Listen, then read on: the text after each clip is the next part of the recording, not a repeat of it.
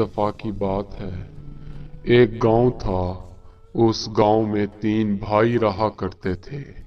उनका बाप कचरा चुनता था और बड़ी मुश्किल से उन्हें पाल रहा था। एक बार उनके घर में खाने पीने को कोई चीज मौजूद ना थी और उसके तीनों बच्चे बहुत भूखे थे। वो लोगों से मदद मांग रहा था कि उसे कुछ दे दो, उसके बच्चे भूखे हैं, मगर कुछ भी नहीं हो पा रहा था। वो मायूसी के आलम में वापस घर की तरफ आ रहा था कि उसने एक शख्स को देखा जो बहुत सारा खाना खरीद कर जा रहा था। उसने मजबूरी के मारे अपने बच्चों का पेट पालने की खातिर उसका वो सामान उसे छीन लिया और छीन कर घर की तरफ भागने लगा। वहां पर उसने शोर मचा दिया। बहुत से लोग उसके पीछे भागे, उसको पकड़ लिया और उसको मार मार कर उसकी वहीं पे जान निकाल डाली। अब उनके बेटों को पता चला कि उसका बाप जो चंद खाने पीने की एशिया को चोरी करने की सूरत में मारा गया, तब उनका दिल पत्थर बन गया लोगों के लिए कि इस दुनिया के लोग बहुत जालिम हैं, कि अब हम भी इस दुनिया में जालिम बन के रहेंगे। उन्होंने वो गांव छोड़ दिया। गांव छोड़कर किसी ऐसी जगह को तलाश करने लगे कि जहां पर उन्हें कोई ना जानता हो। वो एक बाजार में पहुंचे। वहीं पर वो मेहनत कश जिंदगी गुजार रहे थे। जैसे तैसे वो जवान हो गए और सल्तनत में आए हुए फौजी दस्ते में शामिल हो गए। अपनी मेहनत करके वो तीनों भाई सल्तनत की फौज में शामिल हो गए और अब उनका पहला मकसद वही था कि उस शख्स को मारेंगे जिसकी वजह से इनका बाप इस दुनिया से चला गया।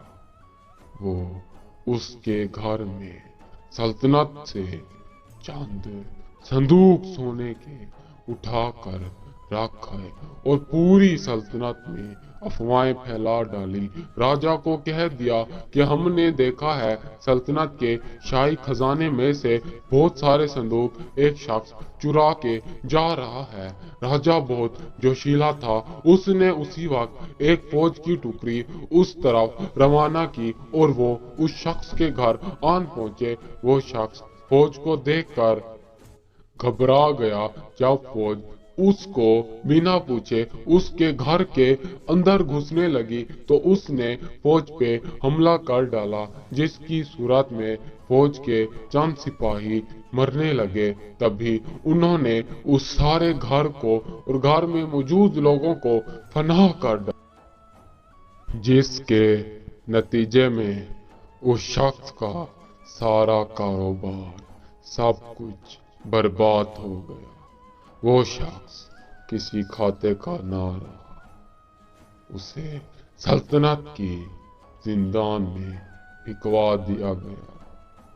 तब वो तीनों भाई एक दूसरे से बात कर रहे थे कि आज हमने हमारे बाप का बदला ले लिया। उन्हें एक रोटी के टुकड़े की वजह से जान से मार दिया गया। हम आज इसकी सारी की सारी जायदाद को रेजा रेजा कर चुके हैं। फिर वो सल्तनत की जिंदान में गए और उसे सारा मसला बताया। तब उस बूढ़े ने कहा कि बेटा, मैं आपकी तमाम बातों को समझता हूँ, मगर जब आपके बाप ने मेरे हाथों से उस सामान को खींचा और मेरे शोर मचाने पर तमाम लोग जमा हुए और आपके बाप को पकड़कर मारने लग गए। अभी मैं वहां पहुंचा भी नहीं था कि आपके बाप ने पहले ही दम तोड़ दिया था। मैं आपके बाप की मौत की वजह नहीं हूँ। वो तीनों भाई गुमसुम हुए ठहरे थे कि हमसे इतनी बड़ी गलती कैसे हो गई।